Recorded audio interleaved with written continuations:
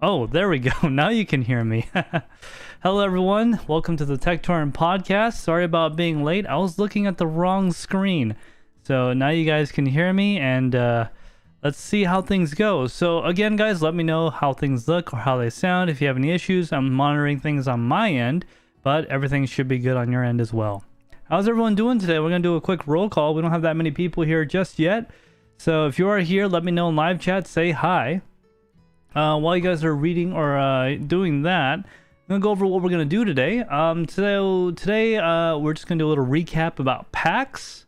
That stands for Penny Arcade Expo.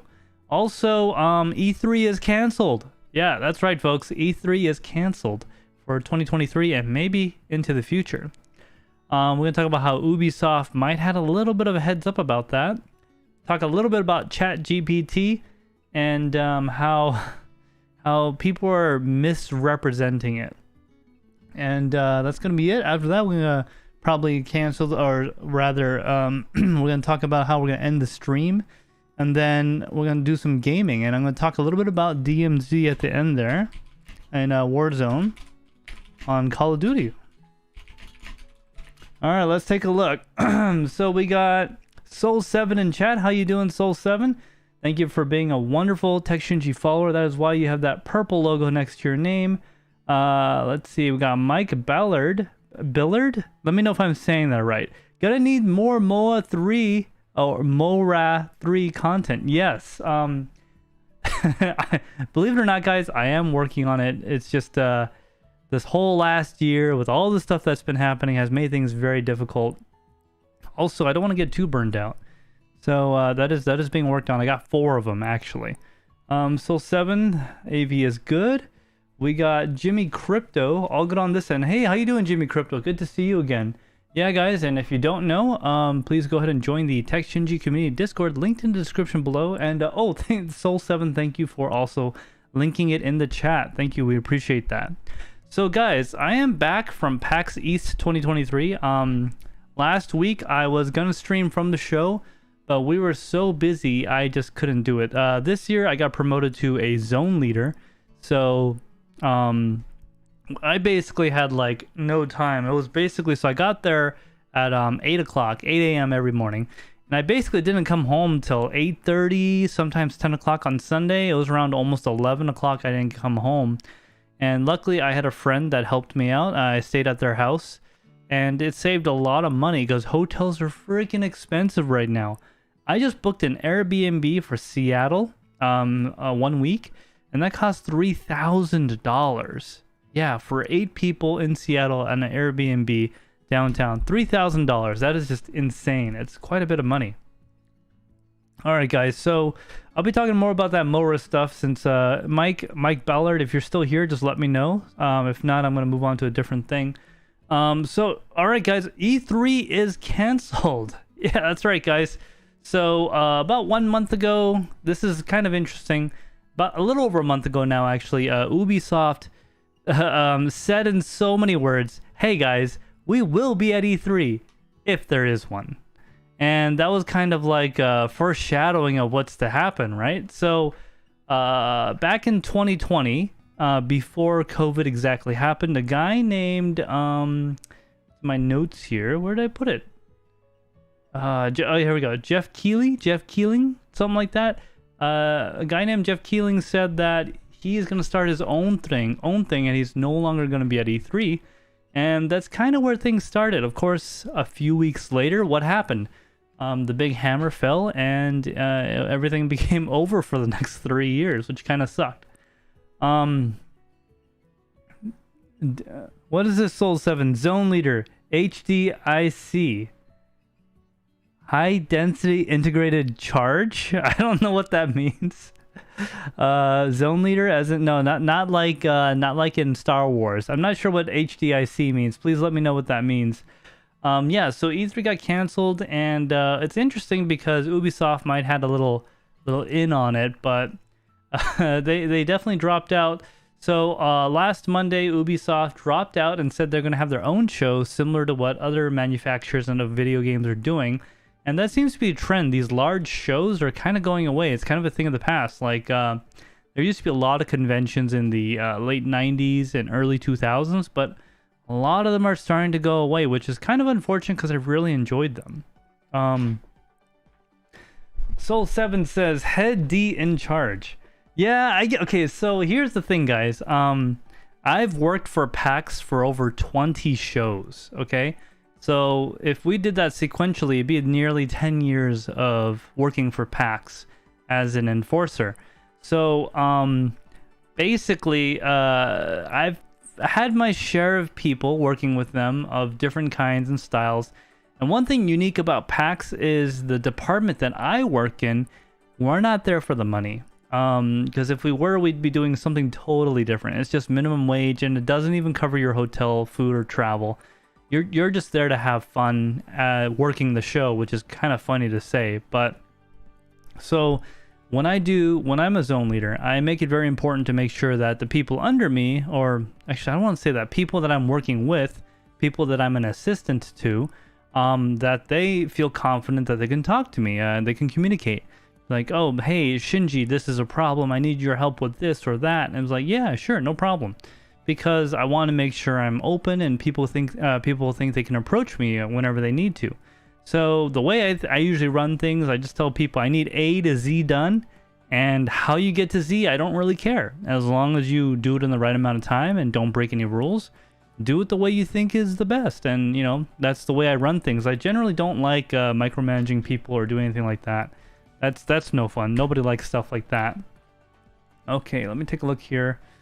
Oh, my YouTube's all screwed up. I don't know what's going on with this thing. It seems to be very unhappy. Well, okay, whatever. So, yeah, PAX was great. Had a lot of good friends. I met a few people. There's this one person I'm talking to. They're pretty cool. I got to meet a lot of old friends from last time, and I got to meet a lot of good friends from the past, because some people have not been to a convention since the unhappy times of COVID. And of course, let me just get back to E3 real quick. The E3 says the reason why they canceled, well, it's COVID related. That's right, guys. Like all things that are COVID related, the reason why E3 canceled is because of COVID. They're saying that the environment for these shows have changed over the years. And yeah, it would have been nice if they told us sooner about it, right? Instead of waiting until the last second.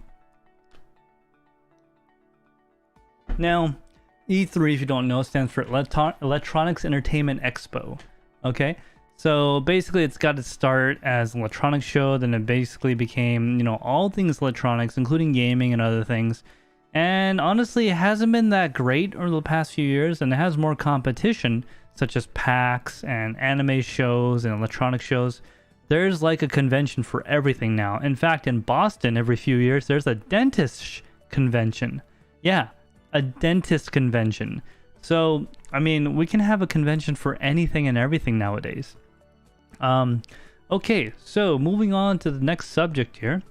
I want to talk about ChatGPT and how I'm just going to touch on it because it's kind of a thing that a lot of people kind of mistakenly. So here's what I mean. ChatGPT, you guys probably heard of it. You guys probably seen it. For those of you that don't know, for whatever reason, if you live under a rock, it's this revolutionary new AI that's been going around causing havoc. And basically, you type something in or you ask it to do something for you, and it helps you out. I was like, hey, give me code for Python to do this, and it spits it out. Or, you know, you ask ChatGPT to write you a script, and it'll make you a script for a movie or a TV show or whatever. So, you might ask, do I use it? Have I used it? Yes, I have used it. And yes, it is integrated into one of my most recent videos. Which one? You guys can figure it out. So here's what ChatGPT actually is. It is not an artificial intelligence, okay? In fact, it's probably pretty stupid compared to other types of AI out there, like real AI, not the fake AI that we just named it. So what ChatGPT is essentially a very advanced Excel spreadsheet lookup database. So you type in 1 + 1 =, then it will go into the spreadsheet, looks for the same thing, and find out what the answer is and give you the answer back in real time. It's very fast. So If you ask ChatGPT to make you a script about, I don't know, the new Apple Watch Ultra that's on my wrist here, what it will do is it will go online and scrape the internet and get information that way and make you a script. And if it's not always accurate, sometimes it gets key things wrong. So basically, you ask it a question or you ask it to do something, and it will scrape the internet to try to give you the answer. Now, with that said, we all know the internet allows us to be on our worst behavior, and a lot of the stuff online is just not good. There's a lot of spaces online where hate is promoted. So they had to be very careful to make sure ChatGPT did not tap into that. Now, I'm not saying that the AI robot or whatever is racist or any of this stuff, because it's not. We are. Humans are. And guess who programs these AIs? Who puts that information and stuff on the internet? It's us humans.